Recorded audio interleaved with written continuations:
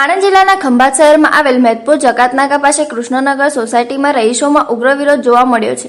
સોસાયટીના રહીશો દ્વારા ચૂંટાયેલા સ્થાનિક કાઉન્સિલરોને કાચા રસ્તા તેમજ ઉભરાતી ગટર અને પાણી અંગે વારંવાર રજૂઆત કરવા છતાં પરિણામ ન આવતા રહીશોમાં રોષ ફાટી નીકળ્યો છે। કૃષ્ણનગર સોસાયટીના રહીશોને આક્ષેપ કરતા જણાવ્યું કે 10 થી 15 વર્ષ થવા છતાં કાચા રસ્તા જોવા મળી રહ્યા છે તેમજ ગટરોનું પણ કામ અધૂરો મૂકી દેતા ઘણા સમયથી ગટરો ઉભરાઈને રોડ પર આવી જાય છે ત્યારે રોગચાળા ફાટી નીકળવાની પૂરેપૂરી સંભાવનાઓ સેવાઈ રહી છે।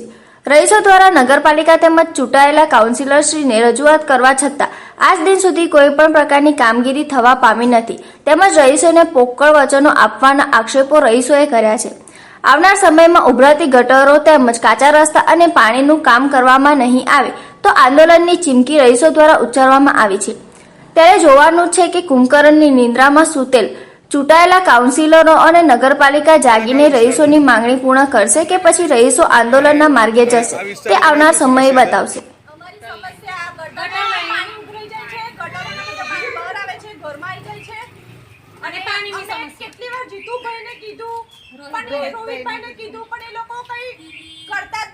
આ અંગે તમે કેટલા ટાઈમ પહેલા તમે રજૂઆત કરી?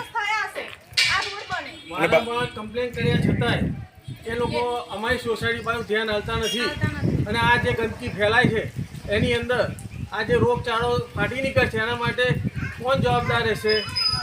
હાલમાં તમે આ જે વોર્ડના કાઉન્સિલર છે તેમને રજૂઆત કરી છે? રજૂઆત છેલ્લા 5 વર્ષથી કરતા આવ્યા છે। એમનો શું બધા તંત્ર આડા કાન કરીને કોઈ જવાબ આપતું નથી। એ શું જવાબ આપી રહ્યા છે? કે થઈ જશે પાસ થઈ ગયું છે પાસ થઈ ગયું છે આવી રીતે લગે પછી 150 કોઈ કામ કરવા તૈયાર નથી। બેન, આ કયો વિસ્તાર છે? કૃષ્ણનગર છે। હવે આ વિસ્તારની તમારે શું સમસ્યા છે? અમારે 5 વર્ષથી રોડ મંજૂર થઈ ગયો છે છતાં પણ કરતા નથી આ લોકો।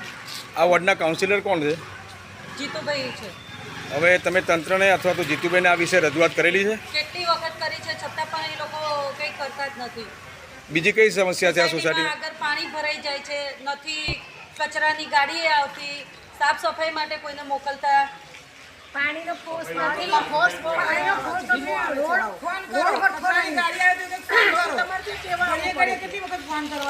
ગાડી માટે આપણે રોજ ફોન કરવાના ત્યારે ગાડી મોકલે છે આપણને। કચરાની ગાડી રોજ આવવી જ જોઈએ। તમારી સમસ્યાનો કદાચ નિકાલ ના થાય તમે શું આગળ કરશો કામ? આંદોલન પછી